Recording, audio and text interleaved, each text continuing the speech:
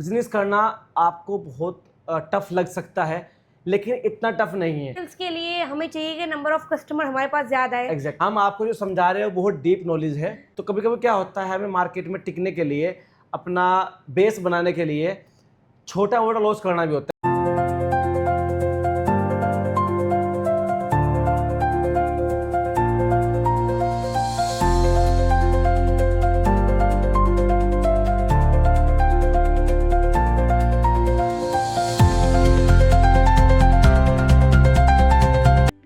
Hello guys, welcome back to our new vlog. तो हमें काफ़ी कमेंट्स और डीएम आ रहे थे, जो हमारे यंगस्टर है वो जानना चाहते हैं कि बिज़नेस कैसे स्टार्ट करें। तो आज बेसिकली इस वीडियो में हम यही बात करेंगे स्टेप टू स्टेप कि एक बिज़नेस को स्टार्ट कैसे करें। तो सारी को बताइए कि एक बिज़नेस को स्टार्ट करने के लिए उसका फर्स्ट स्टेप क्या होता है। देखिए, आप कोई भी बिजनेस स्टार्ट कर रहे हैं तो उसकी आपको सबसे पहले डीप नॉलेज होनी चाहिए, कि जब तक आपको उसका बेस ही पता नहीं होगा तो कहीं ना कहीं आप अगर वो बिज़नेस स्टार्ट भी करें तो आपके फेलियर के चांस बहुत बढ़ जाते हैं। और बेस रेडी करने का एक बहुत सिंपल सा स्टेप है। आप किस आप कोई भी बिज़नेस करना चाह रहे हैं, सपोज़ करें आप कोई गारमेंट की शोरूम करना चाह रहे हैं, तो उसका सिंपल सा स्टेप ये है कि पहले आप उस फील्ड में कम से कम 1 से 1.5 साल जॉब करें। जॉब से बेसिकली 2 सबसे बड़े काम होंगे। तो आपको उस बिज़नेस की डीप नॉलेज होगी। दूसरी बात, उस फील्ड के लोगों से आपके रिलेशन बन जाएंगे। तो जो आपके रिलेशन बनेंगे वो आगे चल के आप जब नया ब्रांच अपने डालेंगे, नया अपने स्टोर आप खोलेंगे, तो उसमें वो आपको बहुत हेल्प करता है। हाँ, बेसिकली आपकी एक तो सबसे बड़ी बात है कि आपके पास फंड भी हो जाते हैं और दूसरी चीज़ आपके कनेक्शन बन जाते हैं, मार्केट में लोग आपको जानने लगते हैं। ये भी एक बड़ा रोल है। अच्छा, मुझे ये बताइए, लोग ये जानना चाहते हैं, हर किसी का, हर तीसरे बंदे का यही वो होता है कि हमारे पास बिजनेस स्टार्ट करने के लिए फंड नहीं है।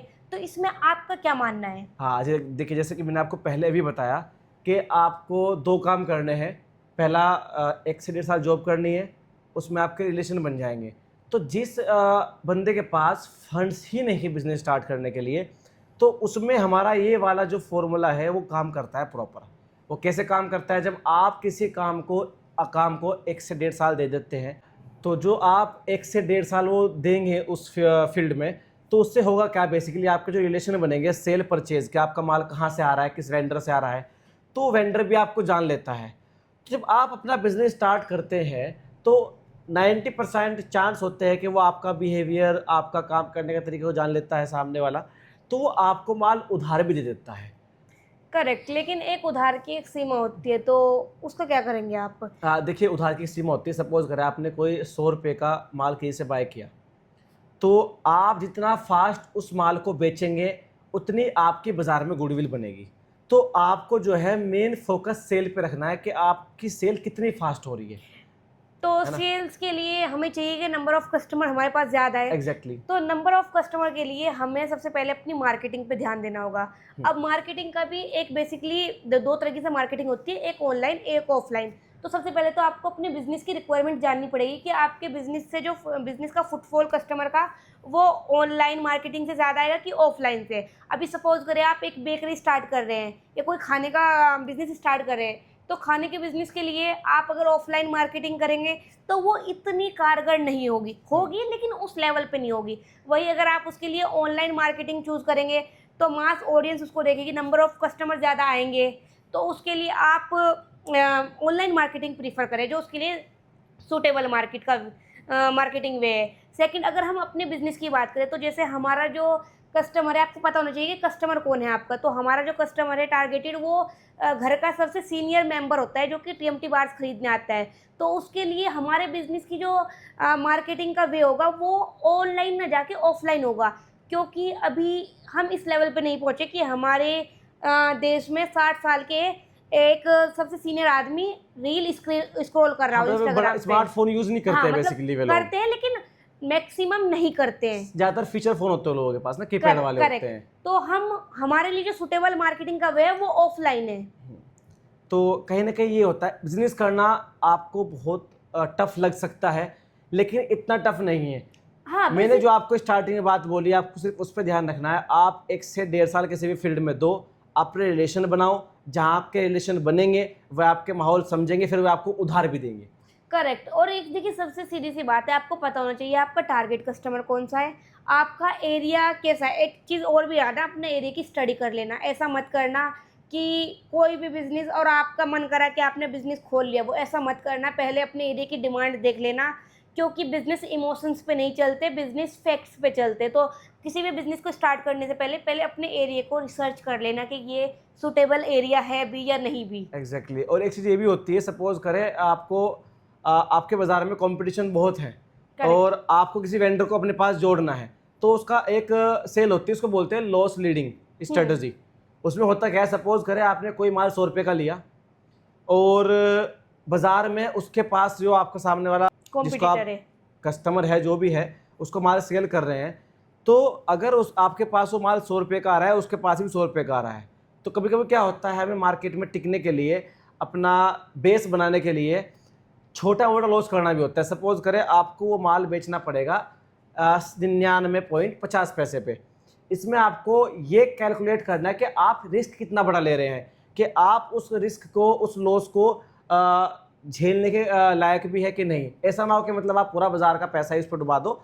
तो उसमें आपको कैलकुलेट करना होता है कि मेरे सपोज करें मेरे पास 10,000 रुपये का फंड है, मैं कुछ टाइम के लिए इन 10,000 रुपये का लॉस करके मार्केट में अपना एक बेस बनाऊंगा। जैसे ही आपका मार्केट में बेस रेडी हो जाएगा, उसके बाद तो फिर वो आपका लाइनअप पूरा प्रॉपर रेडी हो जाता है, फिर आपका माल जाना स्टार्ट हो जाता है, कुछ प्रॉब्लम नहीं आती बाद में। मतलब एक मार्केट में आपकी इमेज बन जाती है कि वहाँ अगर आपको अच्छा और सस्ता माल चाहिए तो वहाँ पे मिल वहाँ पे जाएगा। मिलेगा, बिल्कुल लेकिन बिल्कुल। इसके लिए ये हर फील्ड में एप्लीकेबल नहीं होता, ये सिर्फ उस फील्ड में एप्लीकेबल होता है जहाँ नंबर ऑफ कॉम्पिटिटर्स बहुत ज़्यादा हो, बहुत एक ज़्यादा होते हैं, एक्सट्रीम बिल्कुल। टफ लेवल का कॉम्पिटिशन हो, तब आप ये कर सकते हैं। अदरवाइज ऐसा नहीं कि ये हर फील्ड में एप्लीकेबल होगा। एग्जैक्टली। नॉर्मल बिजनेस में ये एप्लीकेबल नहीं होगा। अगर आप फूड का बिजनेस लेंगे या फिर जो नॉर्मल सर्विसेज का लेंगे आप, उनमें आपकी सर्विस मैटर करती है, प्राइस मैटर नहीं करते। ऐसा नहीं कि Exactly. आपने बेकरी स्टार्ट करी है और आपने टारगेट किया है कि मुझे इसको जो है ना सस्ते में बेचना, सस्ते में, और आपका टेस्ट बहुत घटिया है। तो ऐसी चीज कुछ अब आपके बिजनेस की प्राइमरी रिक्वायरमेंट भी होती है, जैसे टेस्ट, क्वालिटी। तो सस्ता करने के चक्कर में उससे कॉम्प्रोमाइज़ नहीं करना है। और हमारी शुरुआत भी इस तरीके से हुई थी। मैंने खुद बहुत बेस लेवल पे काम किया, ग्राउंड लेवल पे काम किया है, तो रिलेशन मैंने बहुत ज़्यादा बिल्ड किए हैं अपने। और जब आपके रिलेशन बिल्ड होते हैं तो आपको माल देने वाले 1,000 लोग तैयार हो जाते हैं। देखिए तो मार्केट में अपनी छवि अच्छी बना के रखिए। और मैं अभी आपको बोल रहा हूँ, बिजनेस करिए, कैसे भी करिए, बहुत इजी है। जॉब में आपका फ्यूचर नहीं है। देखो सिंपल सी बात है, आज अगर मैं जॉब में होता तो अगर मेरी सैलरी 1,00,000 रुपये महीना भी है, तो मेरे जो बच्चे होंगे उन्हें जीरो से ही स्टार्ट करना पड़ेगा। आज अगर मेरा बिजनेस 1,00,000 रुपये पे है, मैं जीरो से 1,00,000 रुपये पे लेके गया हूँ, तो जो हमारे आने वाली जनरेशन होगी वो बिजनेस को 1,00,000 पे ही मिलेगा, उसको उससे आगे स्टार्ट करना होता है। तो हाँ। जॉब में आपका फ्यूचर नहीं होता। तो कहने का मतलब मेरा ये है, जॉब पे आप लोग ध्यान कम दे के बिजनेस की तरफ ज़्यादा ध्यान दें। जॉब लेने के चक्कर में ना पड़े, जॉब देने के चक्कर में पड़े। जॉब देने वाला बने, ना कि लेने वाला। एग्जैक्टली। बिल्कुल। और एक और चीज़, अगर मैं मेरी बात करूँ कि मैं बिज़नेस में क्यों आई, क्योंकि मैं टीएमटी बार्स में शायद अकेली ही लेडी हूँ, मेरे एरिया में कोई नहीं है। तो उसका मेरा सबसे बड़ा मोटिवेशन ही यही था कि भाई मेरे को 30-40 हज़ार रुपये महीने की जॉब नहीं करनी है, मेरे को करनी ही नहीं है। मैं अगर मेरे को 10,000 भी बचे ना, मैं मेरा खुद का काम करना चाहूँगी।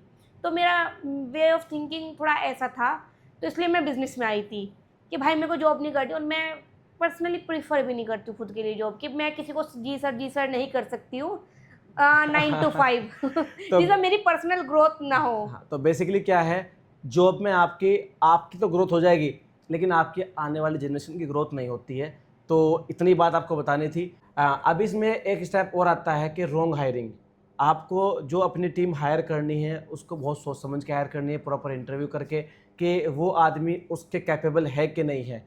हमने भी गलती की थी। तो इसको थोड़ा एक्सप्लेन करो एक बार ज़रा। हाँ, दरअसल एक्चुअली मिसमैनेजमेंट तो चलो आपका खुद का होता है, लेकिन रॉन्ग हायरिंग क्या हुआ था कि अगर आप सेल्समैन रख रहे हैं ना, तो मेक श्योर कि वो बंदा सेल्स की उसको नॉलेज हो, और उसने सेल्स बैकग्राउंड में ही काम किया हो, सेल्स के सेक्टर में ही काम किया हो। ये नहीं कि आप अकाउंटेंट के बंदे को सेल्स में ले आओगे या टीचिंग के बंदे को सेल्स में ले आओगे, तो ये सबसे बड़ी गलती होती है। ये रॉन्ग हायरिंग आपके बिजनेस को डुबा देती है। तो प्लीज़ रॉन्ग हायरिंग नहीं करनी है। एग्जैक्टली उससे आपको थोड़ा बच के रहना है। बिल्कुल। और दूसरी चीज़, एक और चीज़ मैं बताना चाहूँगी जो कि सबसे बड़ा डिमोटिवेशन होता है बिज़नेस में, कि लोग बिज़नेस को सोचते हैं कि 1 साल में 2 साल में कर लेंगे। लेकिन मैं बताना चाहूँगी बिज़नेस कोई रेस नहीं है कि मेरे को वहाँ जाके ख़त्म करना है जल्दी, जल्दी, जल्दी, जल्दी।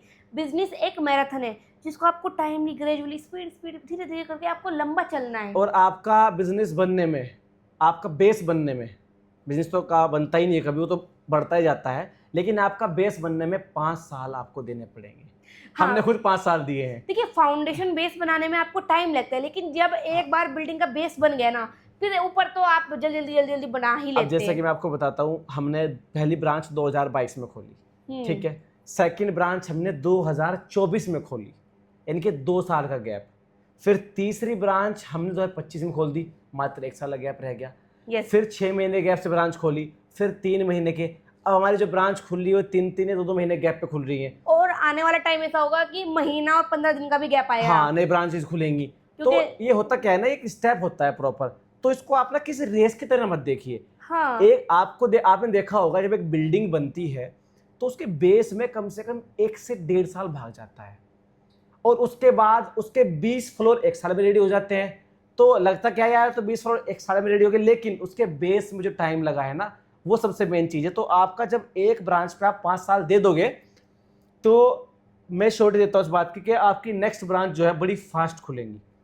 बिल्कुल। और थोड़ा एफिशिएंसी क्रिएट कर रखना यार, क्योंकि एज अ स्टार्टअप, जब आप स्टार्टअप करते हैं तो उस टाइम आप ज़्यादा अपने खर्चे मत बढ़ाइए, अपने बिजनेस के खर्चे ज़्यादा मत बढ़ाइए, उसको हमने कम बाइक से लिमिटेड ट्रैवल करके किया है। हाँ, उसको लिमिटेड करके रखिए। जहाँ आप जितना एफिशिएंसी क्रिएट कर सकते हैं अपने बिजनेस को, उतना एफिशिएंसी में लेके रखिए पहले स्टार्टिंग में।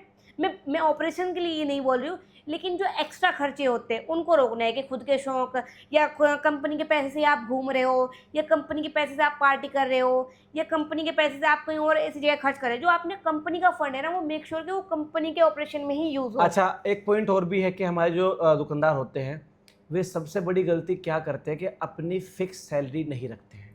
हाँ, वे कोई दुकान चला रहे हैं या कोई भी आउटलेट चला रहे हैं, कुछ भी ए टू जेड है, छोटे लेवल पर काम कर रहे हैं, वे लोग अपनी फिक्स सैलरी नहीं रखते। यही सबसे बड़ी गलती है। भाई, आप सपोज करें बिजनेस एक, उसको आप कंपनी की तरह ट्रीट करिए। मैं सैलरी लेता हूँ, मेरी भी सैलरी है, नुमा की भी सैलरी है। अगर आप सैलरी नहीं लेंगे तो आप अपने खर्चे मेज़र नहीं कर पाएंगे, आप ओवर खर्चे कर देंगे। जब आपको होता है कि हाँ, मैं मात्र 10,000 या 20,000 30,000 रुपये सैलरी लूँगा, उसमें अपना काम चलाऊँगा, बिजनेस का पैसा नहीं छेड़ूंगा, तो उस पर भी आपको बहुत ध्यान रखना है कि अपनी सैलरी जरूर बांधिए अपनी कंपनी से। हाँ, वरना उस चक्कर में आपको लगता है मैं तो कंपनी से कुछ नहीं ले रहा, मैं तो कंपनी के साथ, मैं तो इसमें इसी को काम दे रहा हूँ, इसी को अपना सारा टाइम इसको दे रहा हूँ, और अभी मुझे ज़रूरत है तो मैं पैसे कहाँ से लाऊं। तो प्लीज़ ऐसा मत करो कि आप उससे पैसे निकाल ही रहे, कि डॉक्टर के जाना तो भी उससे पैसे निकाल लिया, घूमने जाना तो भी उससे पैसे निकाल लिया, पार्टी करनी तो भी उससे पैसे निकाल लिया, त्यौहार आया तो उससे पैसे निकाल लिया। ऐसा मत करो, उसको बैंक की तरह ट्रीट मत करो। वो आपका बच्चा है, उसकी एक सीमा है, तो उसको इस हिसाब से ट्रीट करो। उसको, कंपनी को और पहले बच्चे की तरह पालना होता है, हाँ, अपने बिजनेस को। अगर आपकी सैलरी सपोज करें, आपको कोई इमरजेंसी आ गई, आपकी सैलरी बीच में ख़त्म हो गई, 20 दिन में ख़त्म हो गई, तो आपको कंपनी से एडवांस लेना है, अगले महीने में उसको कटवा देना थोड़ा थोड़ा करके। तो इस तरीके से आपको अपनी कंपनी में भी एज अ एम्प्लॉय ही काम करना पड़ेगा। अगर आप उसके मालिक बन जाते हैं, खर्चे पे ध्यान नहीं रखते हैं, तो कंपनी और दुकानें डूब जाती हैं। हमने डूबती हुई देखी भी है। बिल्कुल। अकाउंटिंग, मुझे और सादिक भाई को भी ये चीज़ें बहुत बार, एक बड़े ही हमारे नज़दीक के संबंधी, उन्होंने मेरे को हर बार ये एक ही चीज़ बोली है, नुमा बेटा आप काम कर रहे हो, सादिक बेटा आप काम कर रहे हो, लेकिन अकाउंटिंग पे पकड़ रखना। अगर आपकी अकाउंटिंग वीक हुई ना, तो सब कुछ तबाह हो जीरो है जाएगा, बिल्कुल। आप जीरो हो। तो फिर आप कुछ बेसिकली नहीं। हाँ, यही था हमारा, हमने आपको बताया किस तरह से आपको स्टार्ट करना है, और ये हमने अपनी कुछ जर्नी भी आपको शेयर करी है। हालांकि मुझे ऐसा लगता है कि चाहे हम प्रॉपर परफेक्ट ना बता पाए, क्योंकि हमें अभी हम लोगों ने ब्लॉगिंग स्टार्ट की है। हालांकि ये जैसे आप हमारी पूरी जर्नी देखेंगे, आप समझ पाएंगे आहिस्ता आहिस्ता उसको। तो वीडियो देख के जज मत करना कि मतलब सही तरह समझा नहीं पा रहे या कहना क्या चाहते हो। हम आपको जो समझा रहे हो बहुत डीप नॉलेज है। भले ही अगर हो सकता है कि आपको हवा में लग जाए कि मतलब बोला नहीं जा रहा सही तरीके से, बीच में अटक रहे हैं बार बार, तो उसको थोड़ा भी इग्नोर करना है। हम परफेक्शन ला रहे हैं आहिस्ता आहिस्ता, और आगे आपको और परफेक्शन दिखेगा हमारी वीडियोस में। बिल्कुल। तो आज का टॉपिक यहीं पे ख़त्म होता है। तो जुड़े रहिए हमारी जर्नी में। हम कैसे कैसे एक्सपेंड कर रहे हैं। और साथ साथ हमारे साथ बढ़िए, हमारे साथ ग्रो करिए। एग्जैक्टली। जैसे हम बढ़ेंगे तो हम आप और लोगों के साथ कुछ नहीं शेयर करना, करेंगे। बिजनेस स्टार्ट करना है, तो करना है। करना है। करने का तो मतलब करने का, हाँ, फिर तो नहीं रुकने का। आज के लोग यहीं पे खत्म होता है। Bye bye all. Bye bye, thank you so much for watching. और हाँ, चैनल को सब्सक्राइब जरूर करिए यार, तभी तो हम लोगों को थोड़ी सी मोटिवेशन और मिलेगी कि और वीडियोस बनाई जाएं। हाँ यार, क्योंकि हम बहुत ज़्यादा नए तो हम बहुत नर्वस हो जाते हैं, क्योंकि एक तो टाइम निकालना पड़ रहा है हमको प्रॉपर कि यार इसको पर्टिकुलरली टाइम देना है हमको। जैसे तो थोड़ा हमारी मेहनत को वैल्यू करो और चैनल को सब्सक्राइब करो। Thank you okay so much. Okay okay, bye bye bye. Bye.